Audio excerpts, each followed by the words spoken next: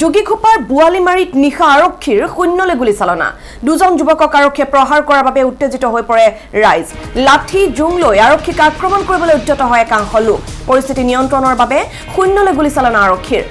মাজেৰ আলগা নদী আৰক্ষী চকীৰ আৰক্ষীয়ে নিয়মিত টহল দিয়া সময়ত সংঘটিত হৈছিল এই ঘটনা আমি পুনৰবাৰ জনাইছো যোগীঘোপাৰ বোৱালিমাৰীত নিশা আৰক্ষীৰ শূন্যলৈ গুলীচালনা দুজন যুৱকক আৰক্ষীয়ে প্ৰহাৰ কৰাৰ বাবে উত্তেজিত হৈ পৰে ৰাইজ লাঠি জোং লৈ আৰক্ষীক আক্ৰমণ কৰিবলৈ উদ্যত একাংশ লোক পৰিস্থিতি নিয়ন্ত্ৰণৰ বাবে শূন্যলৈ গুলীচালনা কৰিবলগীয়া হয় আৰক্ষীয়ে মাজেৰ আলগা নদী আৰক্ষী চকীৰ আৰক্ষীয়ে নিয়মিত টহল দিয়া সময়তে সংঘটিত হয় এই ঘটনা আমি ডিউটি দিব নোৱাৰো নেকি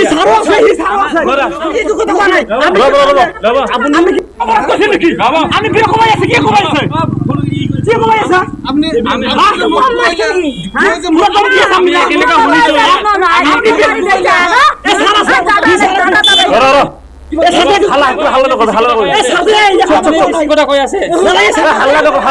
আমি ডিউটি দিব নোৱাৰো নেকি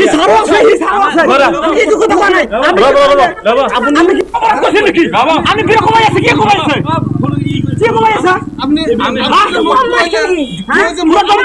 কেনেকা শুনিছো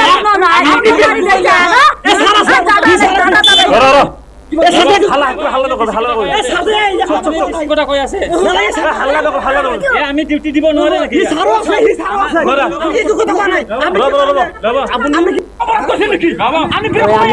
ভাগৰ দৃশ্য আপোনালোকে দেখুৱাইছো যোগীঘোপাৰ বোৱালিমাৰীত এই উত্তপ্ত পৰিস্থিতিৰ সৃষ্টি হয় আৰু এই সন্দৰ্ভত আমি অধিক জানিবলৈ চেষ্টা কৰিম ফোন লাইনত আমি সংযুক্ত হৈছো আমাৰ সাংবাদিক বিনোদ বিহাৰী নাথৰ সৈতে বিনোদ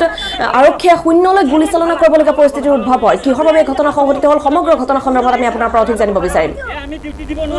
হয় মেদিনী কালি নিশা ভাগত যোগীঘোপাৰ আৰক্ষী থানাৰ অন্তৰ্গত বোৱালিমাৰীত আৰক্ষী আৰু ৰাইজৰ মাজত সৰু এটা কথা সংঘাত সৃষ্টি হয় আৰু ইয়াৰ পিছতেই ৰাইজ উত্তেজিত হৈ উঠে আৰু আৰক্ষীয়ে শূন্যলৈ গুলীচালনা কৰিব লগা এক পৰিস্থিতিৰ সৃষ্টি হয় এই ঘটনাটো সংঘটিত হৈছে মাজেৰ আলগা নদী আৰক্ষী চকীৰ আৰক্ষীয়ে যেতিয়া নিয়মীয়া টহল দি আছিল সেই সময়তে বাটত দুগৰাকী লোক বহি আছিল আৰু এই বহি থকা সময়তে কিছু সোধপোছ কৰাৰ পিছত আৰক্ষীয়ে এই লোক দুজনক কোবায় আৰু ইয়াৰ পিছতে যেতিয়া হুলস্থুল পৰিৱেশৰ সৃষ্টি হয় তেতিয়া স্থানীয় ৰাইজ ওলাই আহি আৰক্ষীৰ দলটোক আগগুচি ধৰে আৰু ৰাইজ ওলাই অহাৰ সময়ত নিশাৰ ভাগত প্ৰায় এনেকুৱা ধৰণৰ ঘটনা হয় কি জানো হৈছে এনেকুৱা ধৰণৰ ঘটনা কেন্দ্ৰ কৰি তাৰপিছত লাঠি জোং হাতে হাতে লৈ আহিছে ৰাইজ আহি আৰক্ষীক আক্ৰমণৰ এটা চেষ্টা চলায় ইয়াৰ পিছতে উপায়হীন হৈ আৰক্ষীয়ে তেতিয়া শূন্যলৈ গুলীচালনা কৰিব লগা হয় আৰু ইয়াৰ পিছতে ঘটনাই কিছু মানে সাময়িকভাৱে হাম কাটে আৰু ইয়াৰ পিছতে আৰক্ষীৰ দলটো ওলাই আহে আৰু ঘটনাৰ পিছত ঘটনাস্থলী পৰিদৰ্শনৰ কাৰণে উচ্চপদস্থ আৰক্ষীৰ দল ঘটনাস্থলীত উপস্থিত হয় আৰু কি কাৰণত ঘটনাটো সংঘটিত হবলৈ পালে এই ঘটনাই ইতিমধ্যে মানে অনুসন্ধান আৰম্ভ হৈছে আৰু ইয়াৰ পিছতেই আৰক্ষী উচ্চপদস্থ শীৰ্ষ ব্যৱস্থাই নিশ্চয় ব্যৱস্থা ল'ব কিন্তু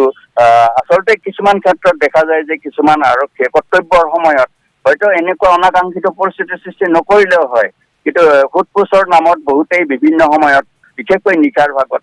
এই এনেকুৱা ধৰণৰ পৰিস্থিতি হয় তৎক্ষণাত লাঠিডাল উঠায় আৰু কোবোৱাৰ ফলতেই এই ঘটনাটোৰ সৃষ্টি হয় এইটো নোকোবালে হয়তো এনেকুৱা ধৰণৰ ঘটনা পৰিস্থিতিৰ সৃষ্টি নহ'ল হয় যি কি নহওক আৰক্ষীৰ তদন্তৰ পিছতহে সম্পূৰ্ণ ঘটনা পোহৰলৈ আহিব মেদিনী বিনোদ বিহাৰী নাথ আপোনাক ধন্যবাদ জনাইছো এই ঘটনা সন্দৰ্ভত আমাক অধিক তথ্য দিয়াৰ বাবে